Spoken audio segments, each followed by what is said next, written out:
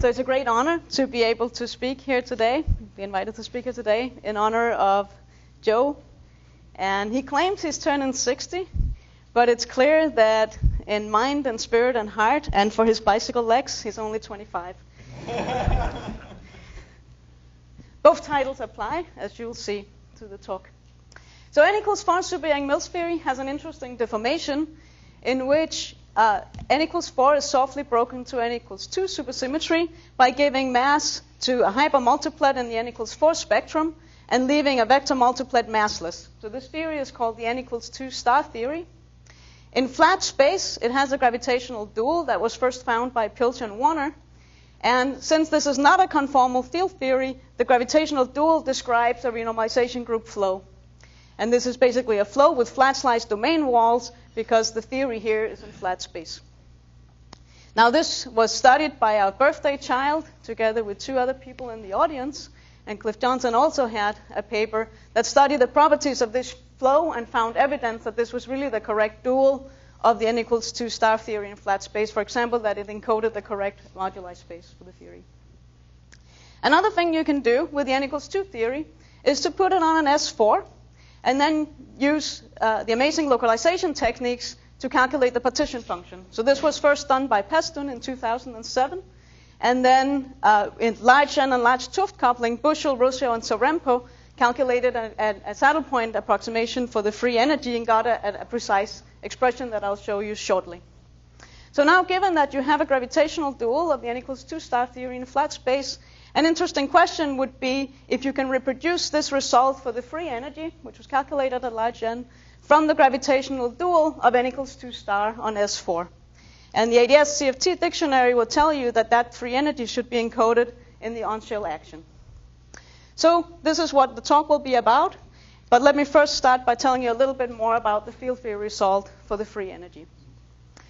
So at large N and large Tuft coupling, Bushel, Rosso, and Sorempo found this very nice compact formula for the free energy of n equals 2 star on S4.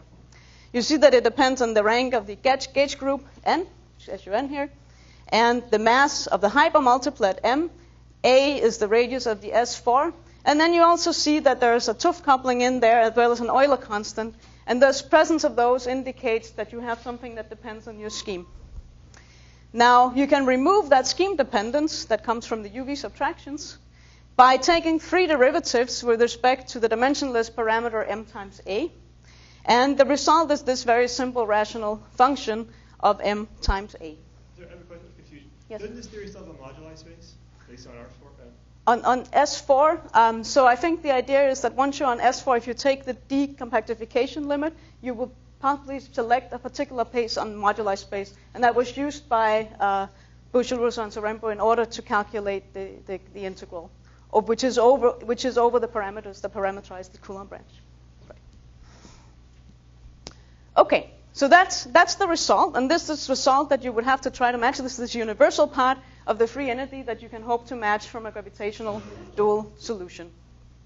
So Bushel initiated such a holographic study. And basically the idea was the following: take this universal part and expand it out for small m times A.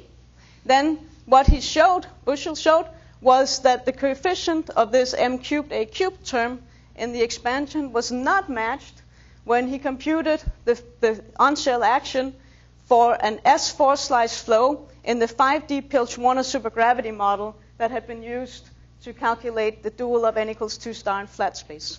So basically, he took a S4 sliced solution here, calculated the on-shell energy, and showed that this coefficient did not match the field theory result. Okay? So in this talk, I'll explain why Pilch-Warner does not capture the flow of n equals 2 star on S4. I'll show how to construct a flow that we believe is the right one for n equals 2 star on S4 in a suitable truncation of n equals 8 supergravity in 5 dimensions. Nadi? Okay. And basically, in this flow solution, this BPS flow solution, we'll use holographic renormalization to calculate the on-shell action, and we'll match the entire full functional form written up here for the third derivative of the free energy. And this gives you a precision test of the gauge gravity duality in the context of Euclidean nonconformal theory. No. It's not unitary. On both sides. On both sides. And you'll see how parameters come out imaginary and so on for masses. You'll see that exactly. On the Euclidean side, for the Euclidean supergravity theory, there's no reality conditions on anything, basically. You'll see that. Okay. So the plan is that I'll review briefly n equals 2 star theory, in particular on S4. I'll describe the gravity dual, the holographic renormalization, and then give you some comments on the results. And this is work based on a paper from November with Nikolai Bobev, and then Friedman, who's here, and Silvio Pufo. Sorry, Henry. Yes? I didn't get that. Why is it unitary? Aren't you adding real masses, or you're adding? The masses can be imaginary. But if they're real, it's unitary. Certainly if they're not real, then there's no reason why it should be unitary. And I think in general, Nadi and Festuccia showed also that such a theory on S4 cannot be made unitary. That's a general result. But that would actually not concern us, the unitarity properties. But it will show up. Okay, so if I start with n equals 4, super Yang-Mills, it has the usual field content of the gauge potential, 4 gluinos and 6 scalars, and an R symmetry SU4 that rotate the gluinos. Now I can give an n equals 2 formulation of this theory in terms of an n equals 2 vector multiplet that contains 2 of the fermions, the gauge potential, and two of the scalars combined to a complex scalar like this, as well as an n equals 2 hypermultiplet that has the 2 other fermions, which, by the way, I should emphasize are Weyl fermions, as well as the 4 other scalars arranged in this form. And you get the n equals 2 star theory simply by adding an n equals 2 supersymmetry preserving mass for the hypermultiplet. Now, let's talk about the global symmetries, which play an important role. So I select 2 of my fermions to be 2 fermions here, to be in my vector multiplet, and there's a natural SU2 subgroup of the R symmetry group that rotate those 2, but don't act on the fermions in the hyper. And vice versa, there's a natural SU2 hyper subgroup that act on the fermions in the hyper, but not the ones in the vectors. And then you can infer from the symmetry, from the transformation properties of the scalars, how they're supposed to transform under these symmetries. And in addition, there's a U1R symmetry under which the fermions in the vector have charge 1, and the fermions in the hyper have charge -1. Now, once you introduce the mass term for n equals 2 star, then you see immediately that this breaks some of the symmetries. For example, the mass operator here for the fermion has charge 2 under the U1R, so that breaks the U1R completely. And it also turns out that the SU2 hyper is broken down to a U1 subgroup, but the SU2 vector is left alone. And those are indeed the symmetries that you have of the theory. Now, from a holographic point of view, the two mass terms that you introduce are at dimension 2 operator and a dimension 3 operator. So from the point of view of the gravitational dual, you expect a scalar corresponding to each of those 2 operators to have non-trivial profiles. And this is indeed what happens in the Pilch-Warner flow, where you have the ansatz here for the flat slice domain walls and non-trivial radial profiles for each of these 2 scalars. And Pilch and Warner also found a type 2b lift of this solution. And you can see that the internal manifold for that lift is topologically an S5, but deformed in such a way that the symmetries it has manifestly left over is SU2 times U1. And then there's an exponential U1, which was first proposed by Intriligator and also studied in the paper by Bushel, Pete, and Polchinski. Shows up. So let's now put the theory on S4. So the Euclidean formalism for supergravity on curved space-time was certainly developed by Festuccia and Seiberg, and we used also some of the results from Friedman and Pufo's 3D paper on holography of F maximization. So if you start with n equals 4, it's very easy. A conformal theory on a conformally flat manifold. All you have to do is to add the conformal masses for the scalars, which go as 1 over the radius of the sphere squared. But n equals 2 is not conformal. So in addition to the conformal couplings for the scalars, the presence of these mass terms also require a third mass term, which goes as m over a for the scalars. And this is necessary for supersymmetry to be preserved. You can understand loosely where this comes from. Normally, when you do the supersymmetry transformations in flat space, your your spinners, your supersymmetry parameters, and your SUSY transformations are covariantly constant. but for the S4, they're killing spinners. And so when you go through and show that your action is invariant, various partial integrations end up hitting your supersymmetry parameters. Those terms normally go to 0, but the killing spinner condition here makes you pick up extra terms. And invariance of the action on the S4 requires you to have this term. And this is equivalent to Seiberg and to Stuccia. Okay, so what are the consequences of this additional term? Well, it breaks the SU2 vector down to a U1, but preserves the U1 hyper. And secondly, the gravity dual must be expected to have one more scalar of dimension 2 corresponding to this extra operator on the field theory side. And it turns out that this third scalar is really necessary to describe the gravitational dual of the theory on S4. It must be there. And this is why the two-scalar Polchinski model does not capture the flow for the case of the S4. Okay, good. So what do we need in order to describe the dual? We need a gravitational background. We need 3 scalars, dual to these 3 operators. And we should have the internal symmetries match also that requires 2 U1s. And then again, this bonus symmetry survives at large n as proposed by Intriligator and our birthday child. Cut a long story short, we find a consistent truncation at n equals 8 gauge supergravity in 5 dimensions. The Lagrangian is shown here. You see how it contains 3 scalars, which are related to 2-dimension 2 scalars, phi and chi, through these field redefinitions, and psi is our dimension 3 scalar. And z and c tilde are formally conjugate, but in Euclidean space they can be completely independent of each other, and we'll see that that happens. What is that? What is complex? This one, this one here? Higher up, this one. This one here. This has a IM in the coefficient, that's correct. Well, M could, what?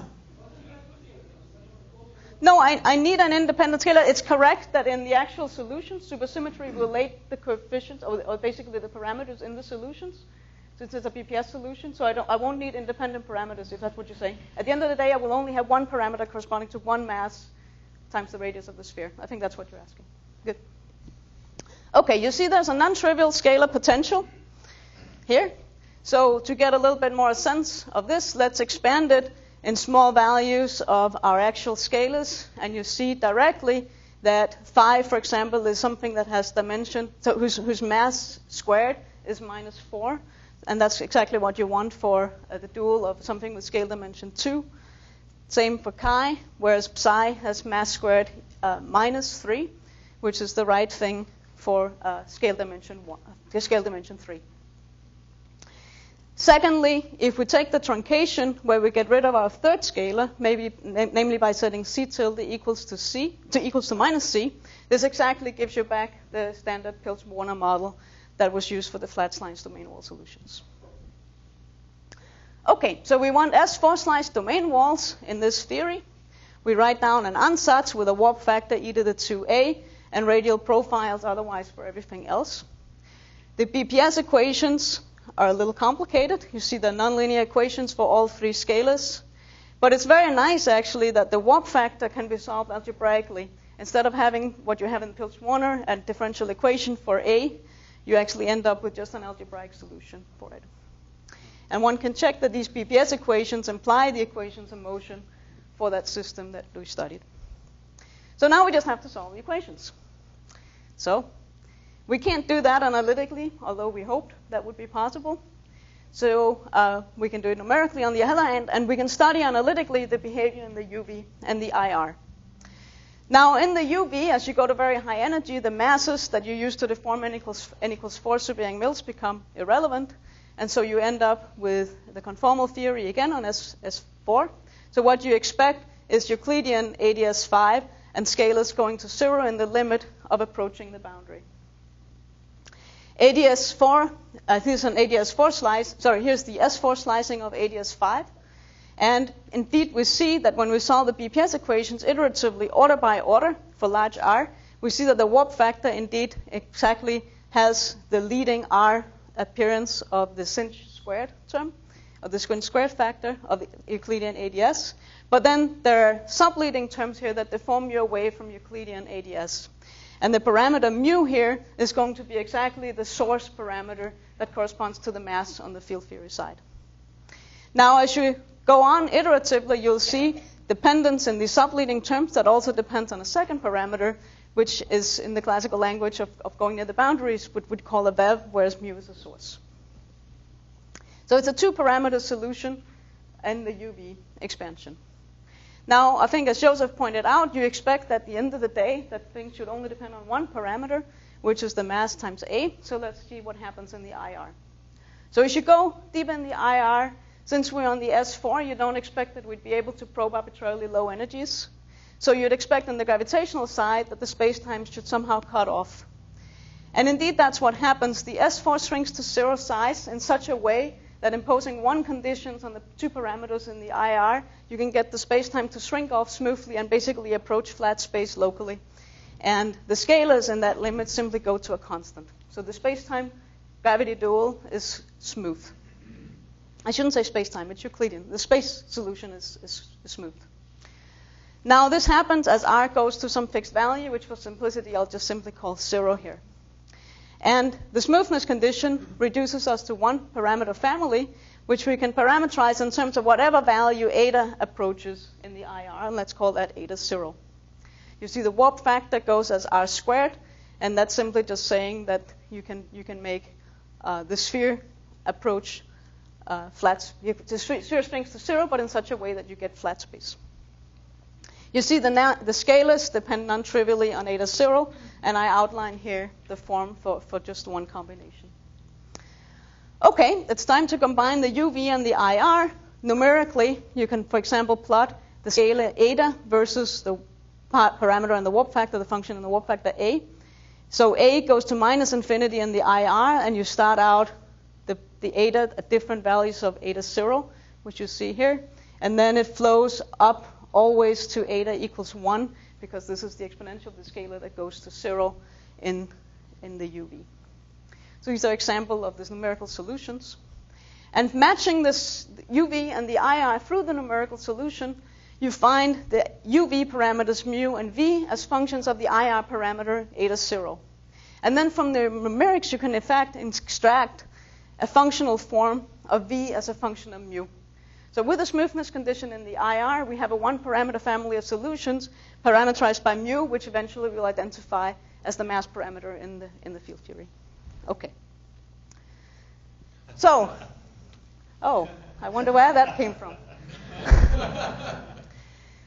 So now that it's there, I think string theory is sometimes accused by the experimentalist colleagues of not caring about data.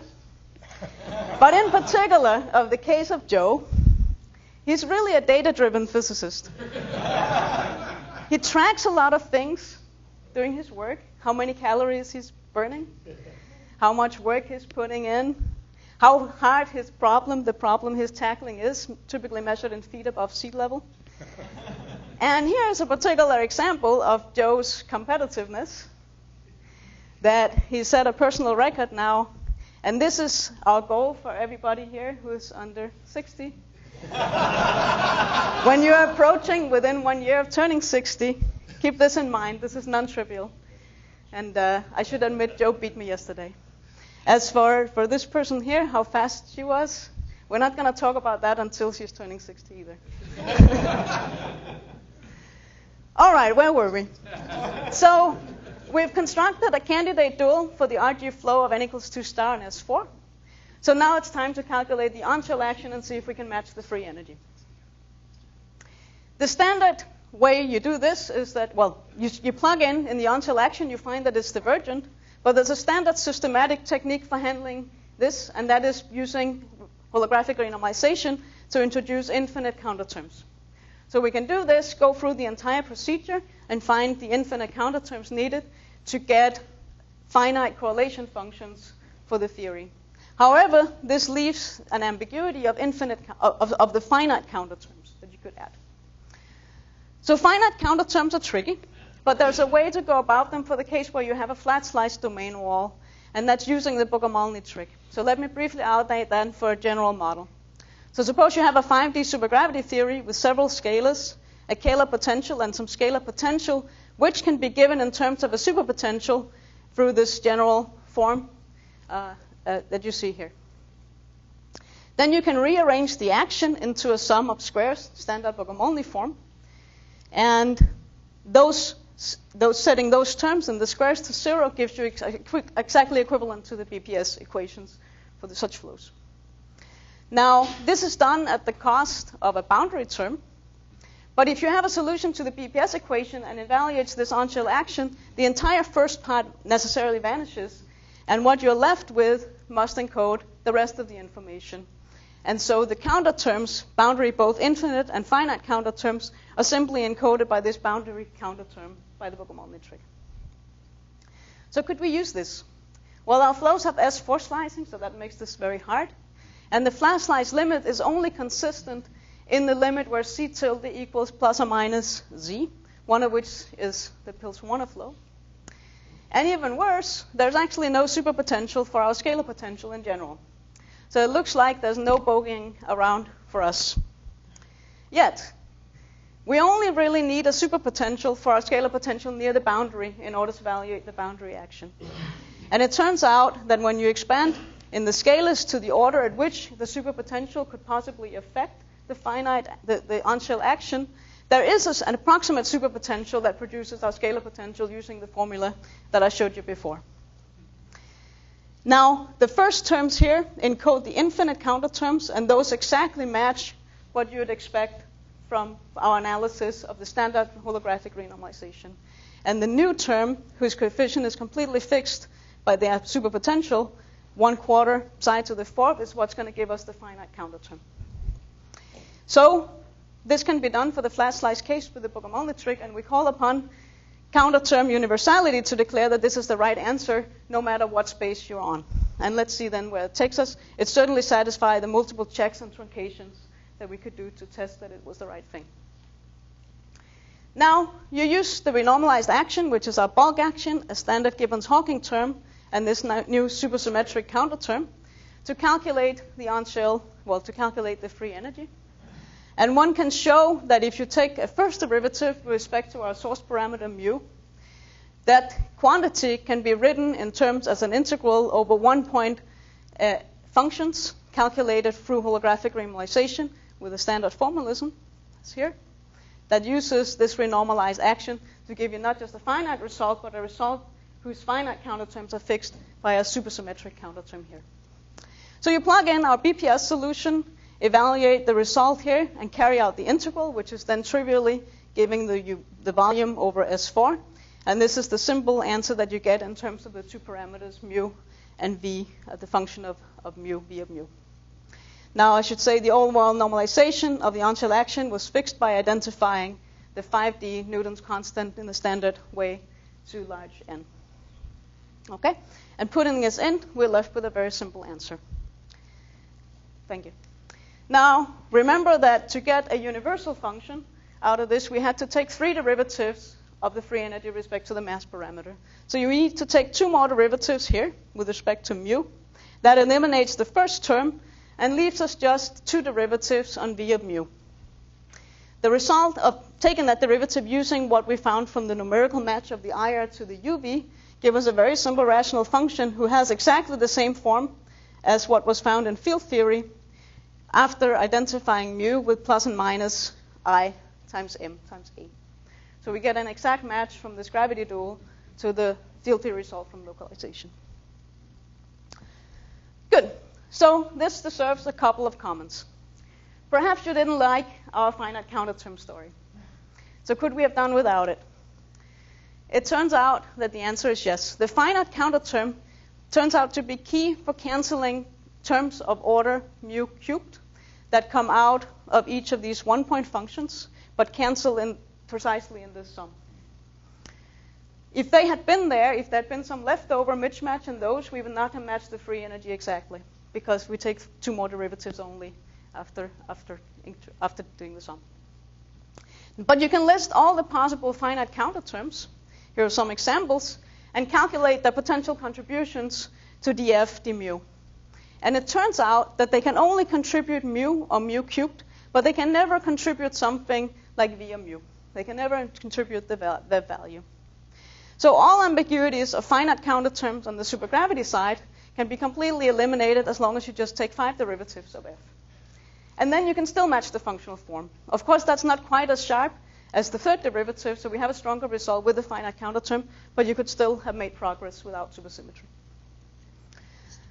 Second comment, on the field theory side, why should we believe that the third derivative of the free energy would be the universal part?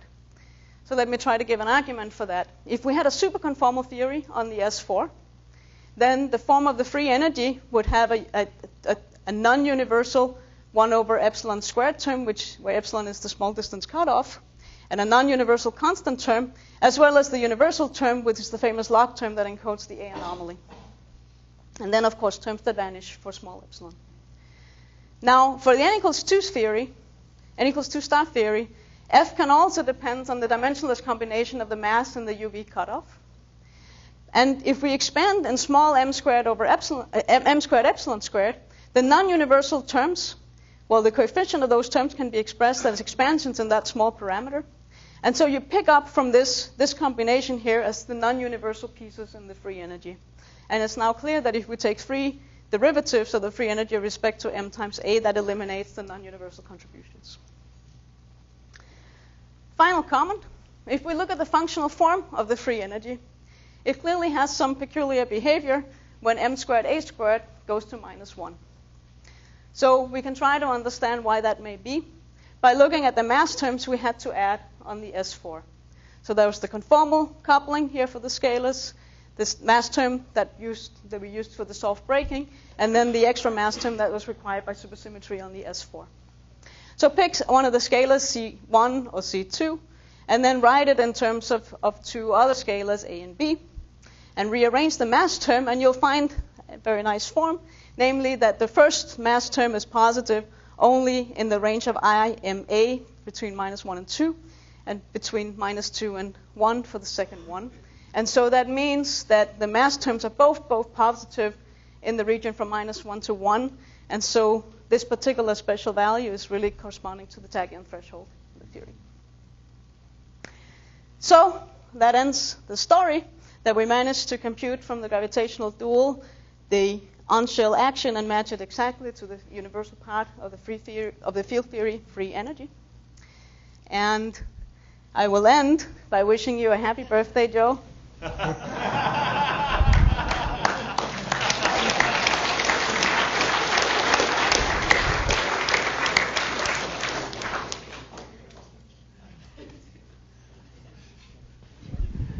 Great. Thank you very much. We have time for questions. Is there any preferred? Pass that over. Hi, nice talk. You probably said this and I just missed it, but sort of naively, based on the usual Pilk-Warner example, you may have thought that in the infrared, it flows to oblivion and you need to, do some harder work, probe, things like that. Yes. Yeah. But in this case, you by hand tune things so that the S4 shrinks to 0 at just the right rate to give you flat space in the interior. So, and then that works because the scalars then all flow to the same value, etc. But did you have any other intuition for why that had to be the case? And maybe there could have been a singularity? Good. So let me comment on that. So it's correct that in Pilk-Warner, in the flat slice case, the solution flows to a singularity in the infrared. And I think that's understood, at least to the extent of my understanding, that that's the location of the D3 branes. You can understand as that. Now, in our case, the intuition that you have from the field theory side is since the theory is on an S4, you can't probe arbitrarily low energy. So you'd expect from that point of view that your space-time should end in the holographic dual somehow. Now, examining the equations, you immediately see that the warp factor for the S4 goes as r squared in the infrared. And so the space-time wants to close off. And the only thing it can close off as is either smoothly to get flat space or to give you a conical singularity. So you can ask what is the case when you get a conical singularity. You have one more parameter, but then your field equations are not solved everywhere. Especially, they're not solved at the tip. And so something has to be there. So the natural thing to impose is simply a smoothness condition, because otherwise there has to be something else there. Thank you. Any more questions? I have a question. I've learned one thing from Joe, that you can always ask yourself a question if nobody in class is asking a question. So I'd like to say a special thank you to Joe, and by telling a little story that when I was a student in undergraduate and I was applying for graduate school, I was applying for a Danish fellowship to go to the US in grad school. And it was a very scary experience to me because I needed someone on the prospective school side to support the application. And I sent out emails to people, some are in this room. I didn't get any replies. And the deadline moved closer and closer, so I had to email more people. And it's a very scary experience as a little kid that you put in name of famous physicist at famousuniversity.edu. But one person replied with a positive answer, and that was Joe. And he said, okay, I'll support, what do we do? And so, thanks to Joe, I could come here with a fellowship from Denmark. And I also want to thank UCSB for even taking me as a student. It meant a lot to me to come here. It meant a huge difference. And to be able to take classes from Gary and from Joe and just experience the whole atmosphere here has been enormous for me. And the mentorship that you have given me, both of you, has been pretty amazing. Thank you.